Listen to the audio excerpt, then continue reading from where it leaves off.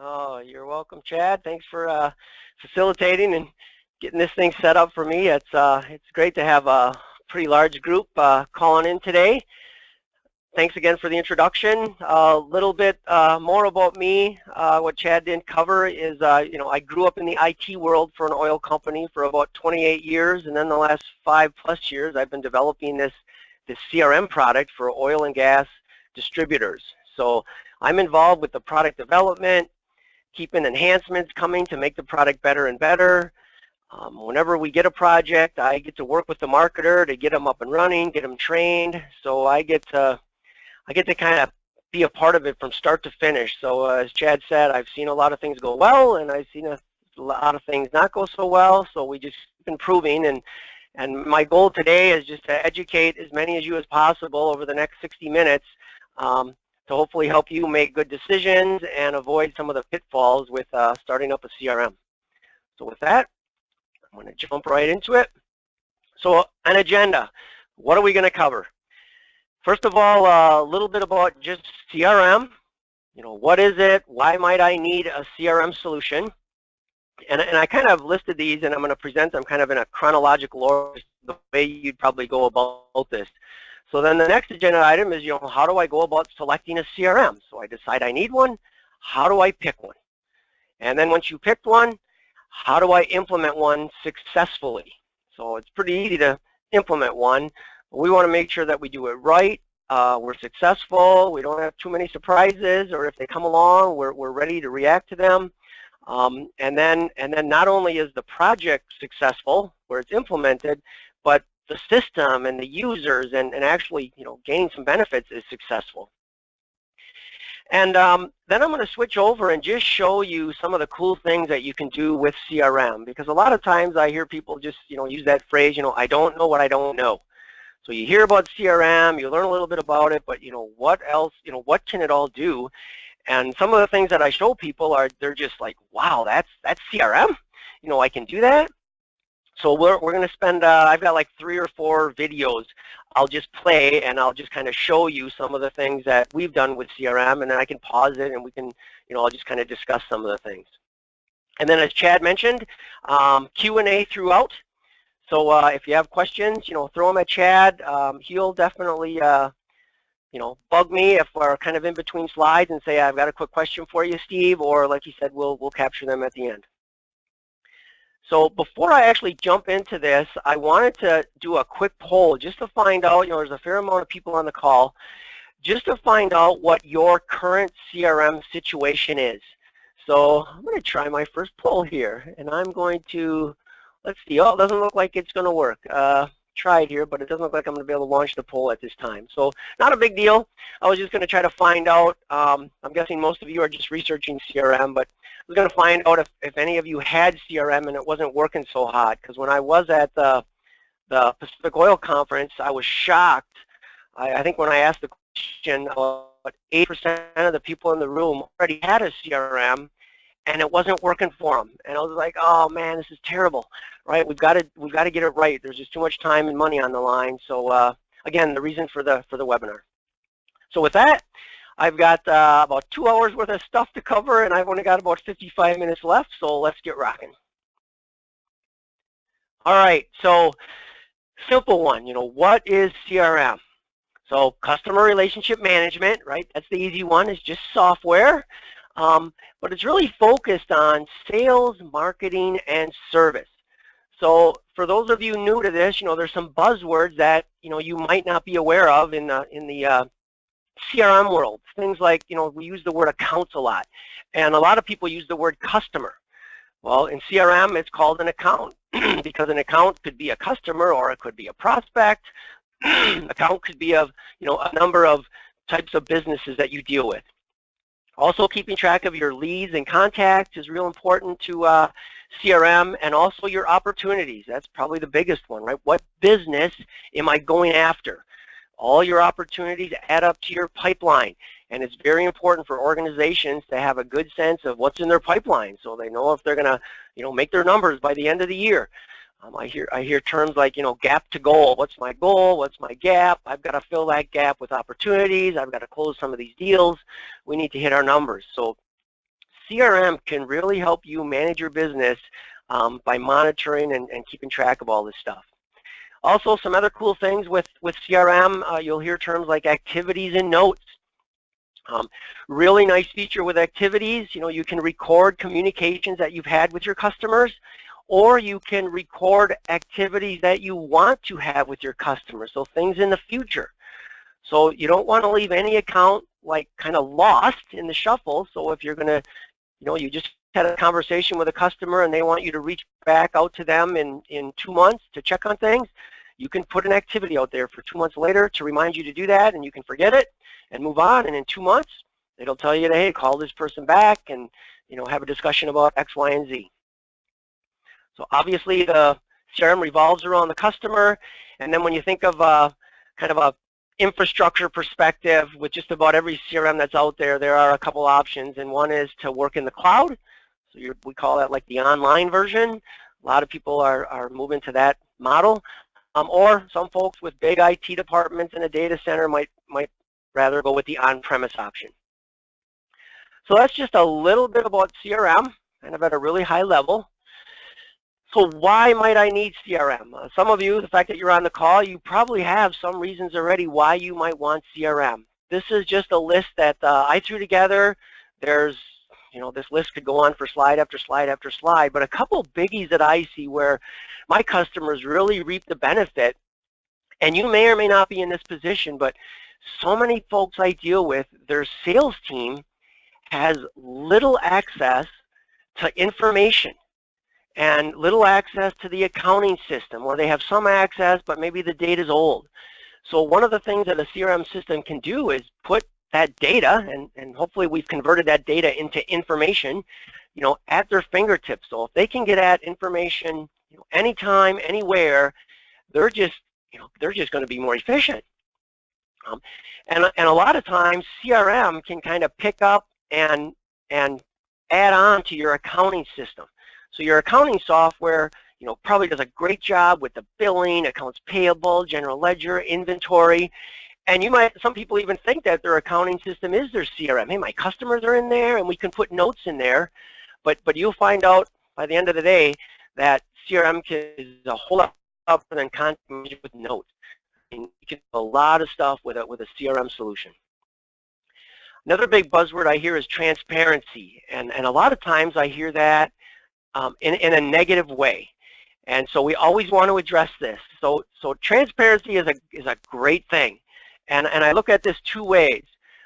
We're going to expose back office or your accounting system data to the organization now, data that they may have never had access to.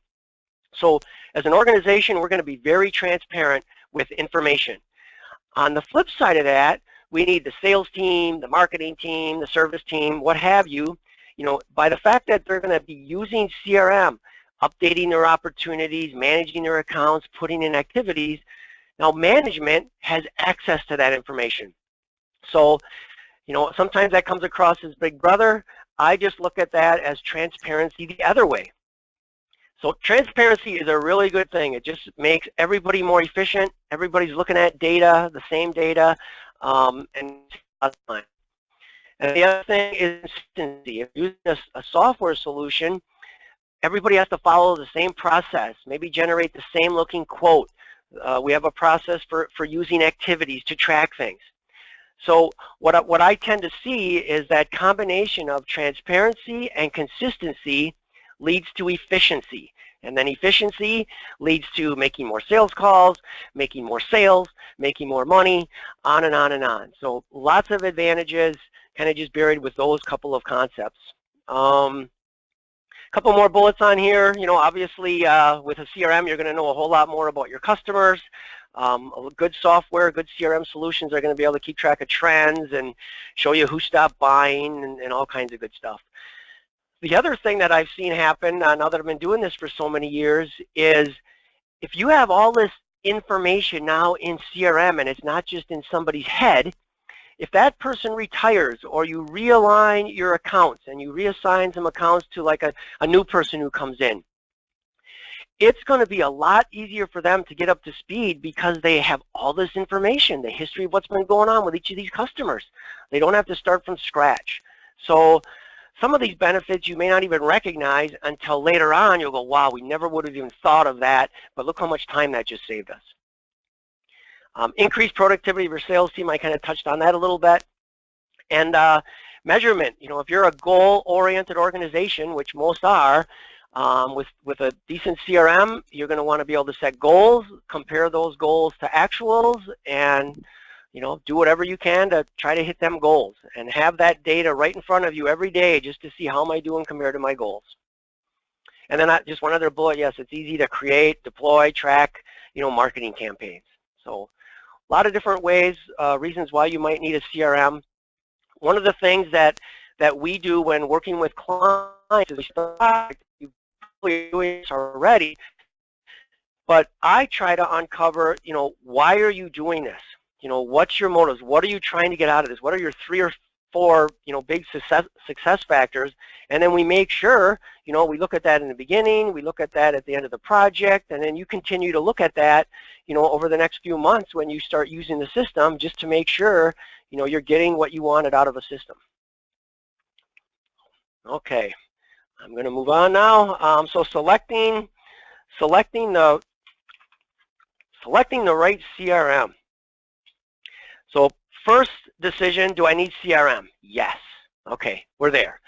Second decision, do I want to get what I'm going to call a vanilla CRM, or do I want to get an industry-ready solution? And that's a big debate. Some of you, well, if you're in the oil and gas field, which all of you are, because that's what this webinar is for, you have an option. Some markets out there might not have a solution designed just for them. So here's the big difference. Anybody can go out and buy, let's see, what is there? Act, Salesforce, Dynamics CRM, the list goes on and on and on, and you get a pretty robust solution, just right out of the box, the basic CRM functionality. But it seems like that doesn't fit everyone's needs. There's usually some customization that goes with that, maybe some integration to your back office. I want the system to do this, this, and this. I want these reports. I want these dashboards. And so you end up starting with a vanilla system, working usually with a consultant of some kind. And you work with them on a design project to design what you want, and then they customize it, and you test it, and then they implement it. And then you'll probably want to change here or there, and it just evolves, and by the time you're all done, you get exactly what you want. So there's a big benefit to going with a new solution and customizing it to exactly your specifications. The other option is, instead of like reinventing the wheel, is to get an industry-ready solution. So there are companies out there that have taken CRM and they customize it already to meet, certain verticals. So that's one of the things that we did here at LedgeView. We've done it for a couple markets now. One of them happens to be the oil and gas industry. So, I got hired from that industry, and I've been working the last 5 years with a lot of smart people here, and we've taken Microsoft Dynamics CRM and we put a solution on top of that. And the beauty of that is it costs a lot less money for the customer. There's a lot less time commitment because the product's done, right? There is no design. It's like, if you like the product and you want to buy it, here it is. You go live much sooner, right? Because there's just a lot less to do. So typically you're going to get to work with somebody with some industry knowledge, because if a company developed, a package like this, they need to know what they're developing for. Probably the negative to going with an industry-ready solution is it might only get 98 or 99% of what you want. So you're looking at these choices and you're like, okay, here's this wheel already invented. Boy, I wish it had this one report. Everything else is what I need, but it doesn't have this one report. So okay, you may give up a little bit, but you save a lot of money and a lot of time, and maybe over time that report could be developed for you. So pick a CRM, or decide you want CRM, and then decide vanilla or industry ready, and then just a couple other things to consider. Are you going to go cloud-based or on-premise? Meaning, are you going to have the servers in your computer room, or are you going to let it just kind of work up in the cloud? And then think of your resources. Everybody is so busy, so the time and your people are just as critical as the money. If you go with industry solution, you may go that route simply because of the resource limitation. And then another real big one is find an experienced partner. I've dealt with so many clients who started with CRM, they went and bought something, somebody in IT or somebody who knew a little bit about the software, tweaked it a little bit here and there, and yeah, it does a little bit, but doesn't really do everything that's needed, and then it just gets scrapped. So just all that time and money and effort is just wasted. So we want to try to do everything we can to do it right the first time.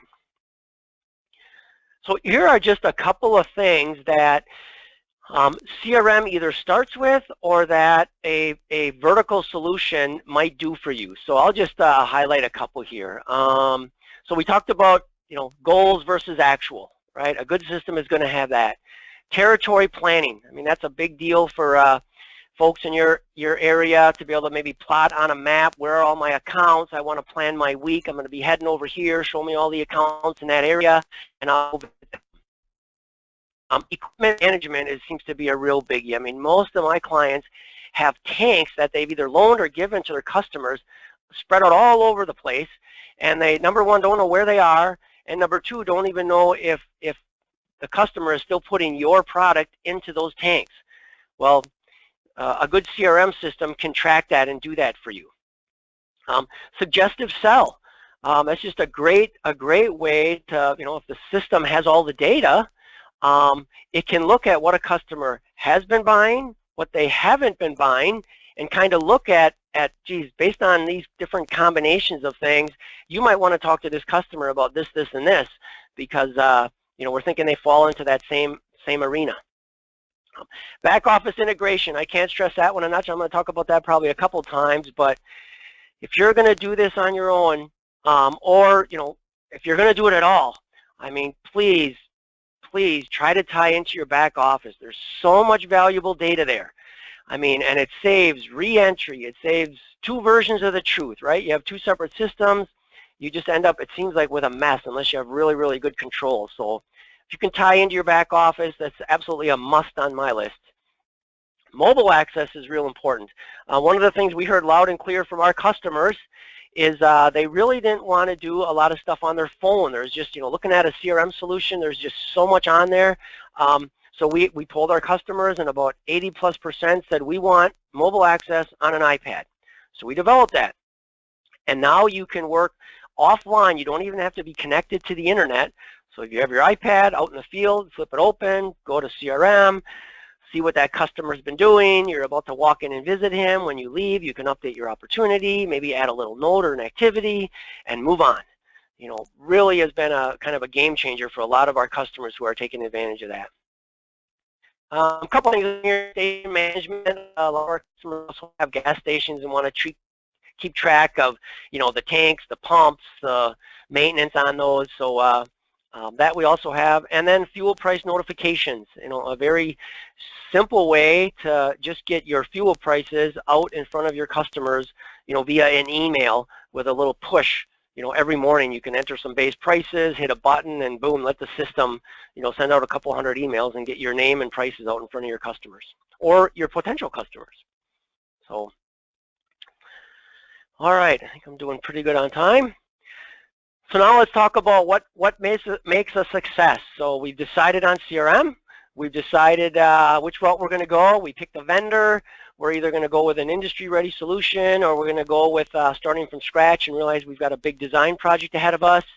I focus mostly on the finished product version, so I kind of, I'm slanted that way just because I see so many benefits with it. So these are a couple of things that I just want to point out, that no matter which way you go, I mean, these are just things where I've seen projects go south because they didn't take these into consideration.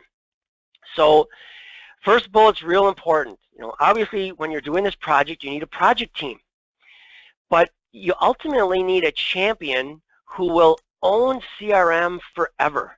This isn't like a technical project that you do and get done, right? So, I kind of think of myself mostly as like the project manager when we get this thing going, and my job is to finish the project successfully.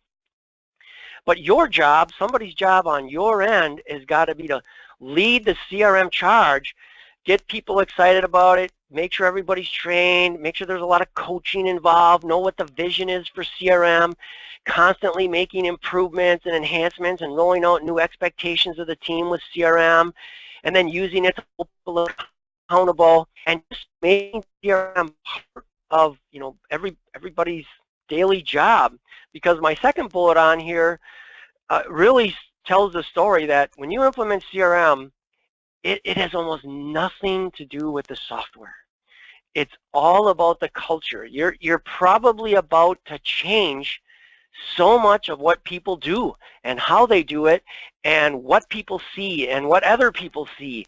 And we really have to make sure that that team is on board with why we're doing it, what's in it for them, what's in it for the company, how everybody's going to win, because everybody will win if we do this right.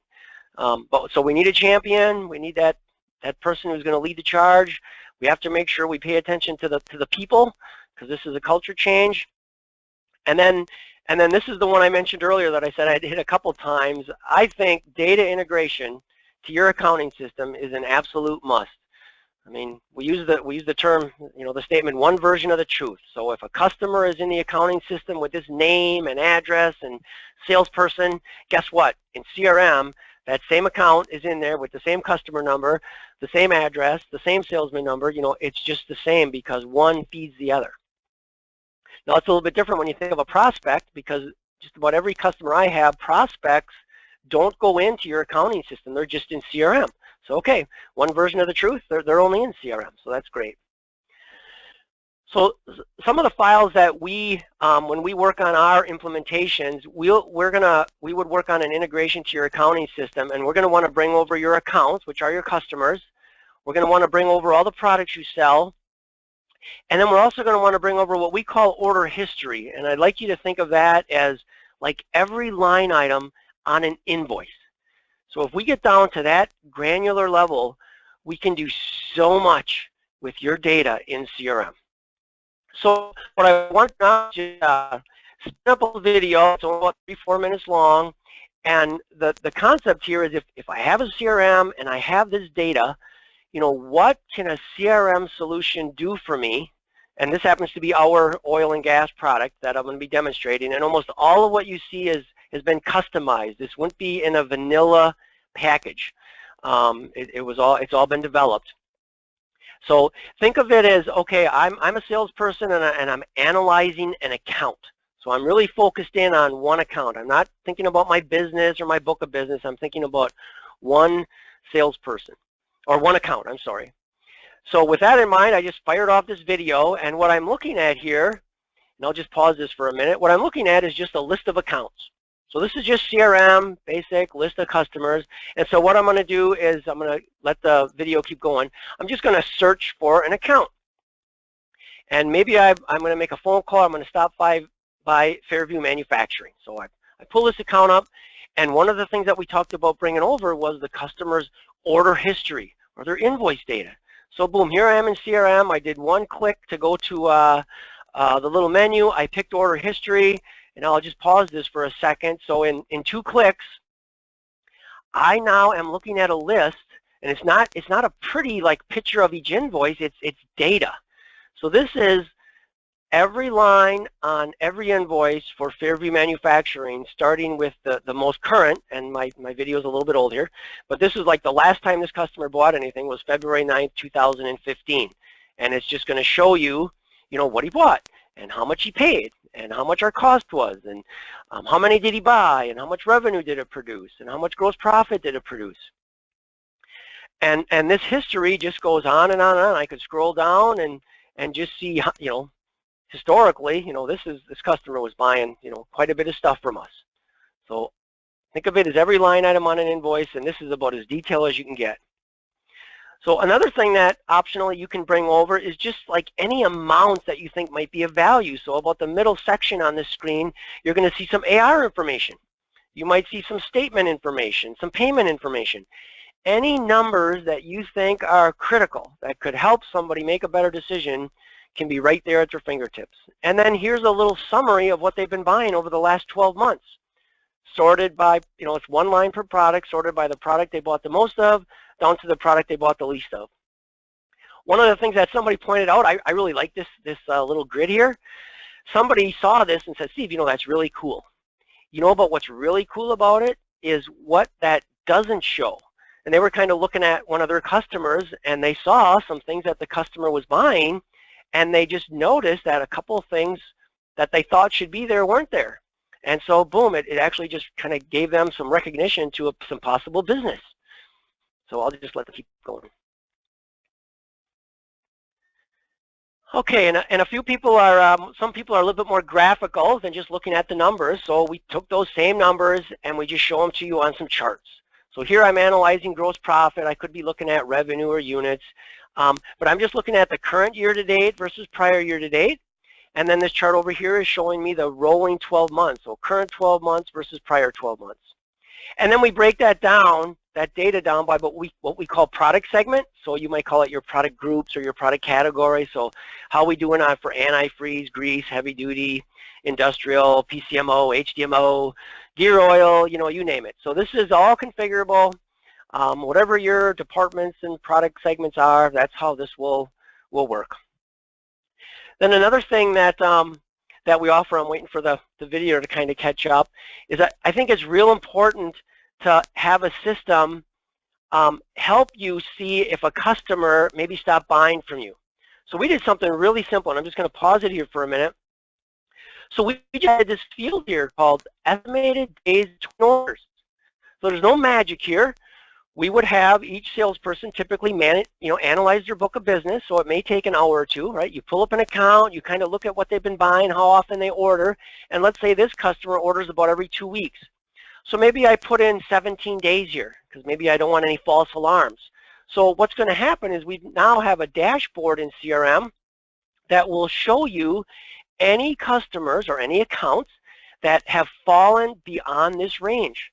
So every customer can have a different number, right? One customer orders every, I've got 17 days, one might order every 5 days, one might order every 2 months, right? You fill this in, and then the system does all the rest of the work.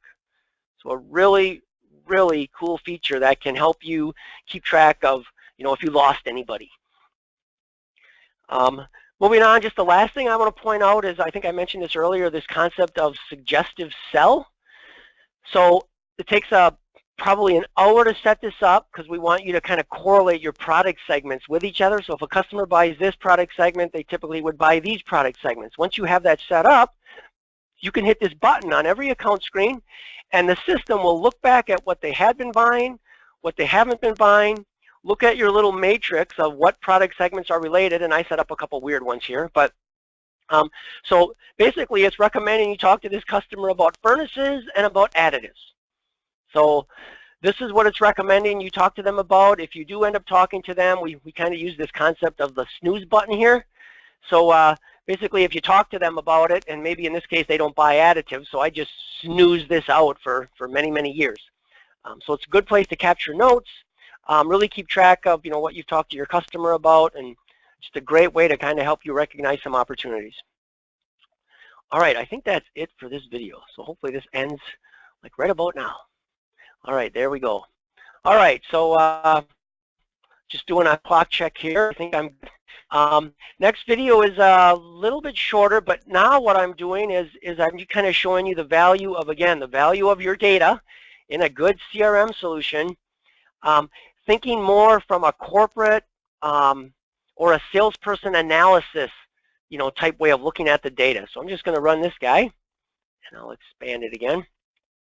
So we have some dashboards that are going to analyze your company's gross profit, and over on the right-hand side is units. I think I'm just going to focus on gross profit for this conversation. So this is showing me how much gross profit I made so far this year, and these 4 diamonds are my goals. They're quarterly goals. So if I'm halfway into the year, I'm in trouble, right? I'm going to go back a little bit. No, I'll just leave it. So you saw I was a little bit behind that.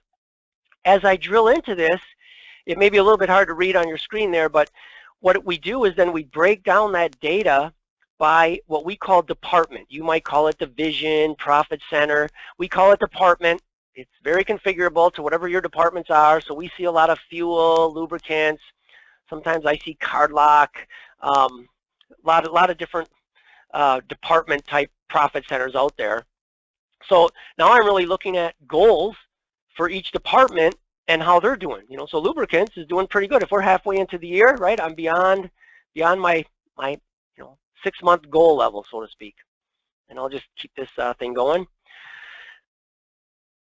I can drill in even further, and in this particular case, you're going to see that I drill into this, and then it breaks it down by product segments. I got very lazy with setting my goals. You see they're all exactly the same. That would probably never be true. But so this is showing goals versus actual by product segment.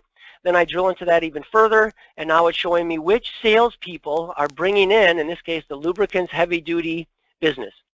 And I can even go one step further. It's not really pretty, but pretty valuable, is now it's going to pull up, I think I clicked on Steve, yeah, it's going to pull up all of Steve's accounts and show me how they've contributed to the lubricants heavy-duty business. And I can sort this.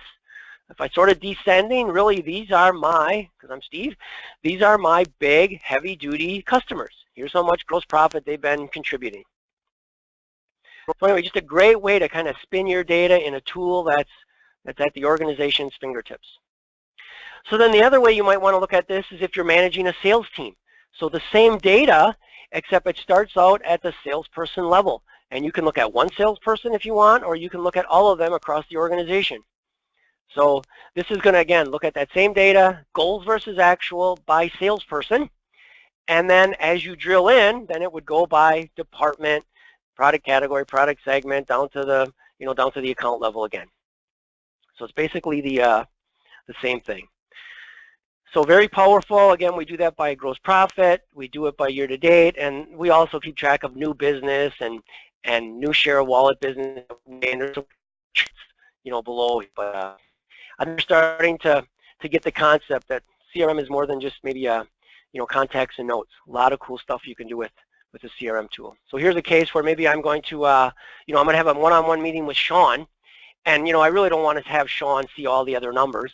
So if we're going to use my computer, right, I just want to pull up Sean and say, Sean, we're halfway into the year. Let's talk about the goal we set and where we're at and what can I do to help. And let's analyze your pipeline. But Sean's a little bit behind, on his goal so far this year. If, again, we were 6 months into the year. All right. I think that's going to be that for that video. So hopefully this is helping out. Last bullet on here, again, to be a successful implementation, don't minimize the need to analyze your hardware. I mean, I've experienced this once, and I don't let it happen anymore, where I put together the requirements, and we showed them to the IT department, and they said all our hardware meets those requirements. And so we went on with the project, and I came and did the training, and I had a room full of people. And half the people, the system was slow, and they were getting timeouts, and it was so ugly. And by the time we did the research, we found out those machines did not have the requirements for memory, and on and on and on, or they didn't have the right processor. So, I mean, the last thing you want to do is invest all this time and all this money and not make sure you're going to have it work on a device that actually functions. Because ultimately, our job is to eliminate every possible excuse. Right? That's what we want to do. So we want to make sure the data's right. We want to make sure it's an easy-to-use system. We want to make sure it adds value. We want to make sure it's fast, right? The hardware is good. So that's what we work toward to have a successful implementation. All right, a couple more things for success. User adoption, absolutely, in my estimation, the hardest part. I mean, everybody can figure out all this technical stuff, right? The data integration, getting the hardware updated, all that stuff. It's people, knowing what we're about to change them. This is that culture thing. So a couple of bullets that I've seen very successful here is, simple stuff, right? Just share the vision and set expectations. Team, like, here's what we're doing. Here's why. Here's what's in it for you. Here's what's in it for us. And here's what we need you to do moving forward. And again, here's why. And, managers and those end users really need to understand their role. Managers have to hold people accountable. Users have to, do what they've been asked to do. And ultimately, you need that champion to make sure everybody's doing that.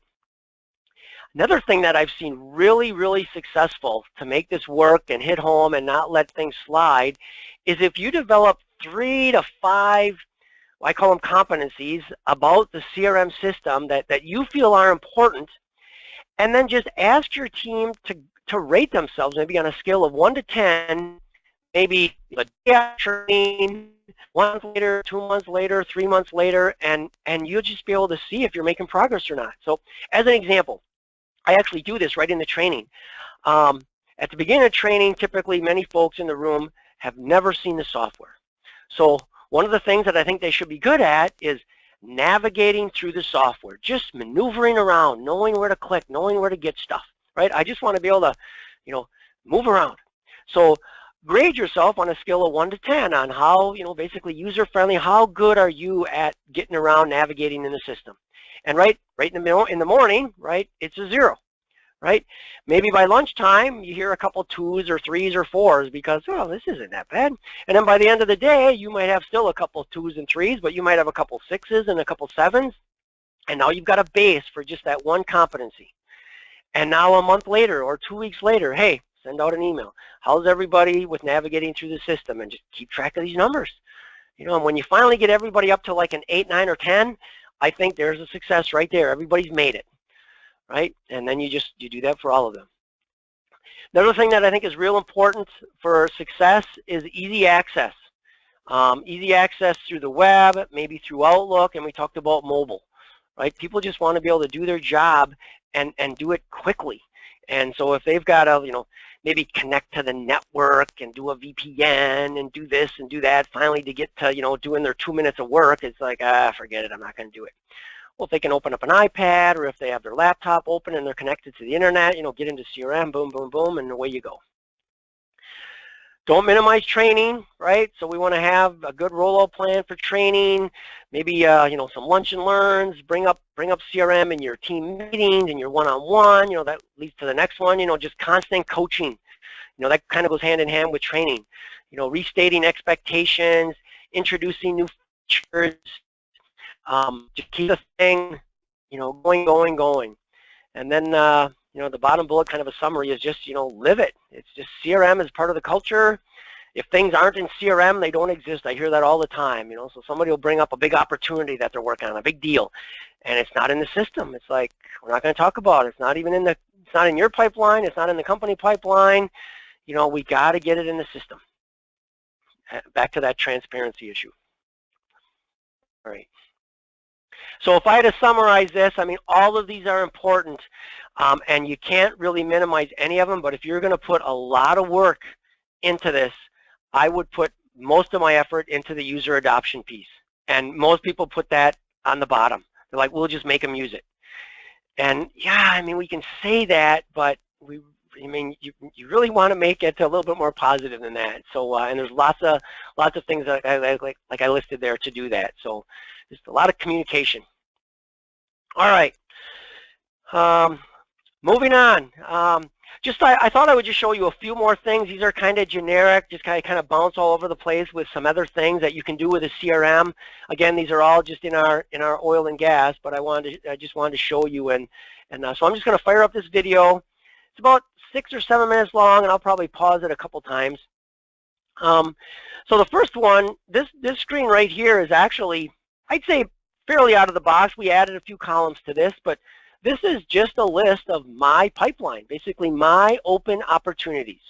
So this is all the business that I'm going after, whether it be for brand new customers, so prospects, or if I have an existing customer who's buying, maybe they're buying grease from me, but I'm going to try to get them to buy our PCMO and HDMO and whatever.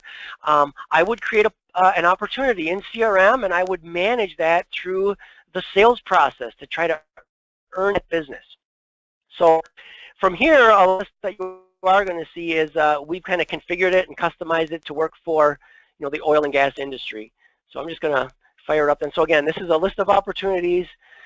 I think I just opened one up here, and I just want to kind of show you how somebody would have to manage this. So there's probably a handful of information that a person should really be keeping track of. Things like, what department is this for? What brand am I pushing? What type of opportunity is it? And then down here toward the bottom of the screen, right, how much is this opportunity worth? When do I think I'm going to close this opportunity? And then really up on top here is, where am I at in the sales process, right? Did I just start? Did I just qualify this lead, or I just started, but when I start meeting with the customer, right, I just note that, and I go to the next stage, and now I'm telling the system, I'm telling the boss that this opportunity is now in sales stage 2, which we just happen to call needs and solutions, right? That's what when you meet with the customer, you're finding out their needs, and then you're going to produce the solutions for them, probably in terms of a quote. And then you basically just kind of moving this thing along in the system to match what you do in the real world. So pretty simple, not a lot of clicking around, just get in there, keep it updated, and move on. And then everybody has this transparency. And then one of the ways to analyze this data, we have lots of dashboards, lots of charts to analyze our pipeline, our opportunity. So here's just one example. I'm just going to pause it so I can catch up. Losing my breath here. So here's the way we analyze opportunities, and what we're doing is we're looking at gross profit. So all of these charts are looking at the gross profit that we think we can get out of all the opportunities that are in our pipeline. And we're showing you that, by department. So what's in my pipeline by department? What's in my pipeline by salesperson? And then here's what a lot of people actually consider the pipeline. And this is the funnel. So what's in the early stages and what's toward the end of the sales process that hopefully is going to start spitting out money, right? Customers are going to start ordering stuff. So I'm just going to keep this thing going. And one of the really cool things with the system is you can, what I say, interact with the data. Because just because you got this cool chart, that usually triggers a question. So what you can do is, what I'm about to do here, is you can put the data that creates this chart right next to each other. And if you had a question on any part of the chart, you can simply click on it, and then the data on the left-hand side is going to change. So it looks like, okay, I'm wondering what's in needs and solutions. Boom. I just clicked on that, and now these 5 opportunities are in needs and solutions. So those are the 5. Maybe I care to analyze those a little bit deeper. Well, who has them? I can actually make a chart of that. I can say, who owns those opportunities? Show me that in a chart. So it looks like Steve owns some, about $4,000 worth of gross profit, and Sean owns about $3,000 worth of gross profit. And then I can just click on it. It looks like I clicked on Steve, and there you go. There are Steve's 2 opportunities that are in sales stage 2. And so maybe I want to find out from Steve what's going on with Burger Construction. But a real cool way to analyze that. And we have, like I said, we have lots of opportunities. Some are just as simple as, how many opportunities are there? That's that record count one. So I could just say, how many opportunities do I have in the system by person, by department? So lots of cool stuff. Then our system also has lots of reports. Every single one of these was custom written. We get a lot of feedback from customers. I'm going to pause this for a second. We get a lot of feedback from customers saying, hey, one of the things that I wish was easier to do in our accounting system is I just want a list of my customers from my best customer to my worst customer. And so we did that.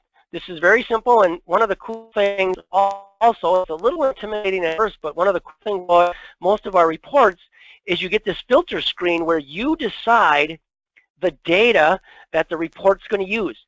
Do you care about analyzing one customer or one salesman? Do you care about analyzing one industry? Do you care about analyzing last month, last year, a certain department? You pick the data, and when you're all done selecting all the criteria, you build like your little query, so to speak. You just hit run report, and then it's going to ask you, okay, well, how do you want to rank these? By gross profit, by revenue, or by volume? And so now you've told me what data to use. You told me how to rank them.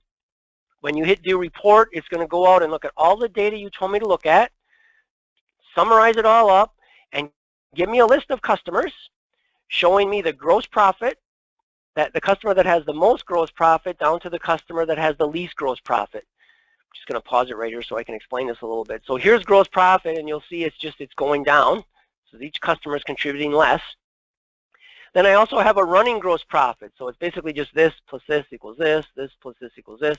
And then a gross profit percentage, I'm sorry, not a gross profit, a percent of the total that they've contributed. And then a running percentage. Why would I have a running percentage? Simply because a lot of people care about maybe their top 80% or their top 75%. Well, I'm going to give you everything. Just stop reading when you get to 75%, because that's probably not even, it's probably 15% of the customers are listed in your top 75% of your business.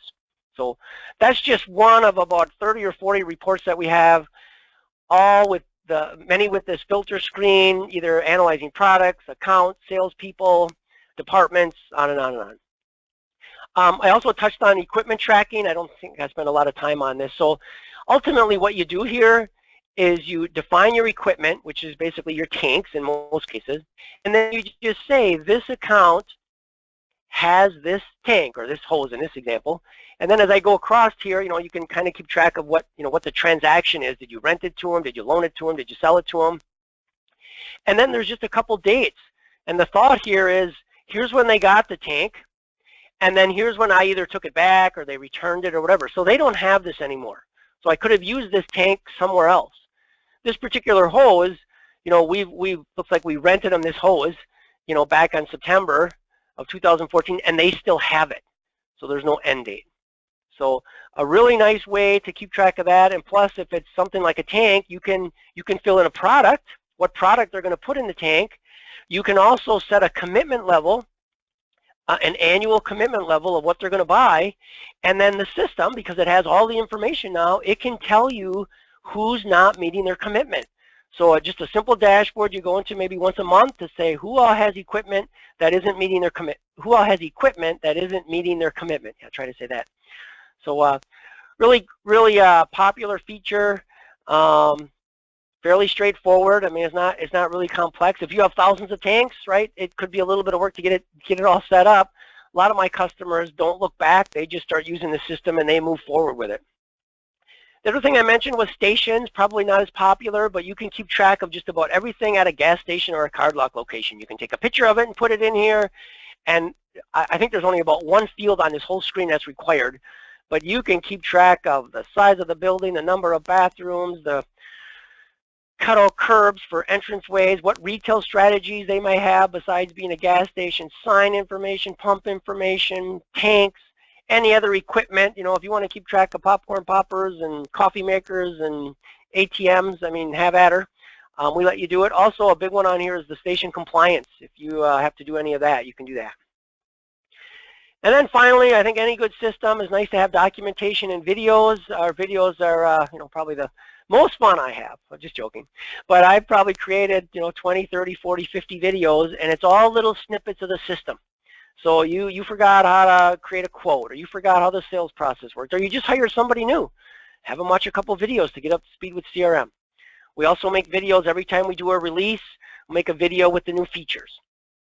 So videos, real simple, real popular, can again make you more efficient. I would much rather have you, if you have a question, you get an answer when you want an answer, not having to call us or wait for us to get back to you with an answer. Not that, we'll definitely help you, but I like making people self-sufficient.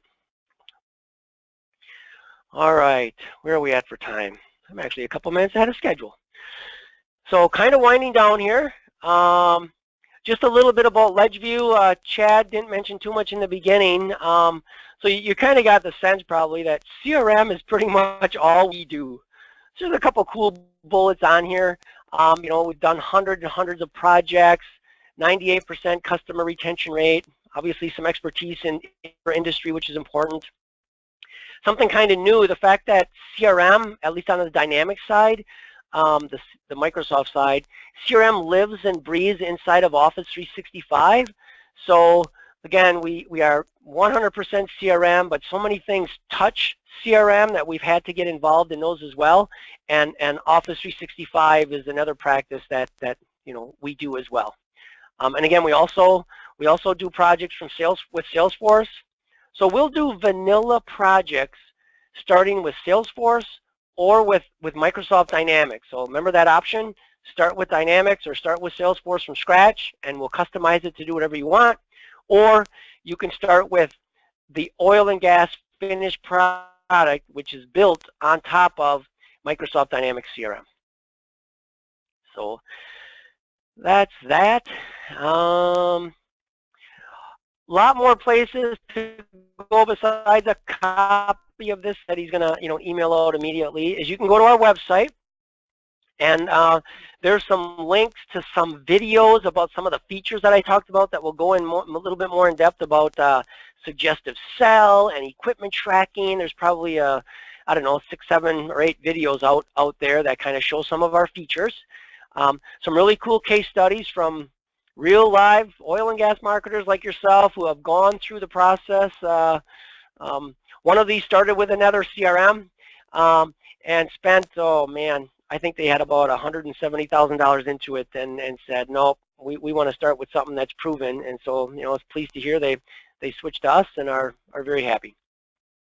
So some resources here. And then finally, before I go back to Chad for questions and a wrap-up, is if you have questions, if I didn't hit the mark and you wanted this to be more of a focus on a certain area, we would be glad to do that for you. You can reach out to me. I'd be glad to answer any questions. You're familiar with me and my voice now, but Kevin's also on this call. He deals with this product just as much as I do. He's available. He'd be glad to give you a demo. Pull me in if some technical questions come up. So you can reach out to either one of us, and we'd be glad to answer questions, give you a personalized demo. So with that, could I ask if there are any questions, or if you just have any wrap-up to do? Thanks a lot, Steve. That's a lot of information. I really appreciate it. So, again, if anyone has any questions, you can get those typed in. If you want to contact us offline, Steve and Kevin's information is on the phone call, and Kevin's information will be on the follow-up email that you'll be receiving this afternoon with this linked on demand.